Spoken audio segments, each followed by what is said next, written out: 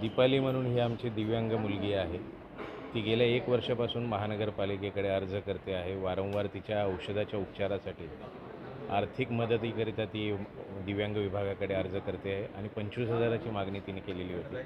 परंतु अद्यापपर्यंत वर्षभरामध्ये दिव्यांग विभागाने तिला पैशाची मदत केलेली नाही आहे. आर्थिक कोणतीही मदत तिला झालेली नाही महापालिकेकडनं आणि तसं नियोजन असताना तसे शासनाचे GR असताना देखील मदत झालेली नाही आहे. आज प्रहार संघटना आणि आमचे दिव्यांग बांधव यांच्या वतीने आज आम्ही तिला छोटी 5,000 रुपयाची मदत केलेली आहे की जेणेकरून तिचे औषधोपचार कुठे थांबले नाही पाहिजे आणि तिला ती मदत झाली पाहिजे, म्हणून आज आम्ही या ठिकाणी उपचाराला मदत केलेली आहे. पालिकेकडे आम्ही अगोदरच या दिव्यांग बहिणीच्या मदतीकरिता उपचाराकरिता मदतीचा अर्ज दिलेला आहे आणि त्यांनी आता 22 तारखेच्या GB ते प्रस्तावित केलेलं आहे.